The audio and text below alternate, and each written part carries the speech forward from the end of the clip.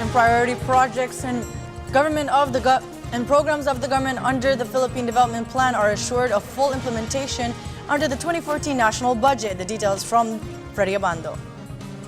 The 2014 national budget of 2.265 trillion pesos is due for implementation on January 1st of next year. It's a performance-informed budget, the third of a series of budget reforms undertaken by the Aquino administration since 2011. First, it was line item, followed by bottoms-up, an initiative that ties every government agency's overall budget to specific standards of performance and service delivery. The impact is more transparency and accountability.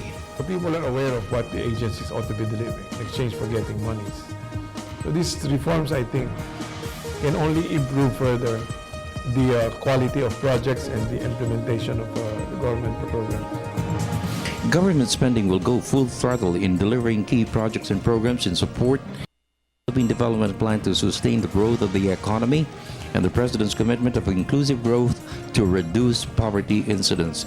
In fact, even before the budget was undergoing scrutiny in Congress, preparations for the implementation of the projects and programs were underway. We are procuring early, as early as the last quarter of 2013. There are a lot of pre-procurement activities already ongoing. Another major reform is doing away with special release orders, or SARO, or the National Cash Allotment, or NCA.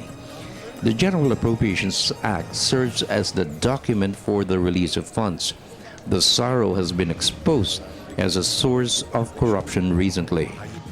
Next year will be the first year of what is called the GAS release document. So they will not be coming to us. They will not be waiting for releases, as you said. That was the old regime. This one, the approval of the budget itself is already the issuance of the release document. So there will be no more SAROs for, I guess, 90% of all the items in the budget.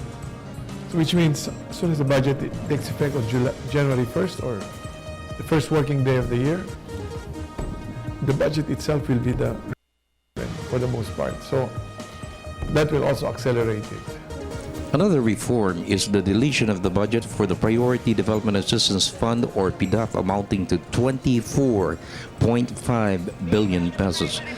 The amount has been realigned to several departments. Members of both houses of Congress can only request for the delivery of the concerns of their constituents. The PDAF was abolished by the people's outrage against the multi-billion peso Janet Napoles pork scam, which linked several lawmakers.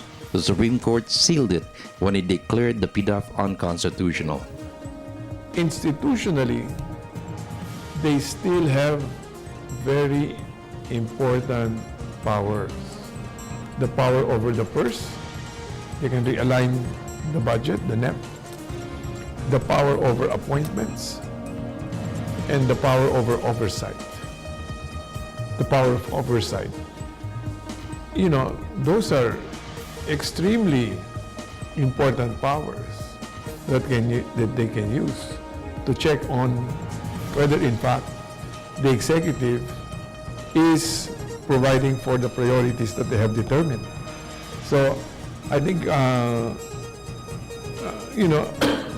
what is important, the executive and the Congress work closely together so that the executive can provide for what their communities and constituents need by way of social protection, social services, employment, and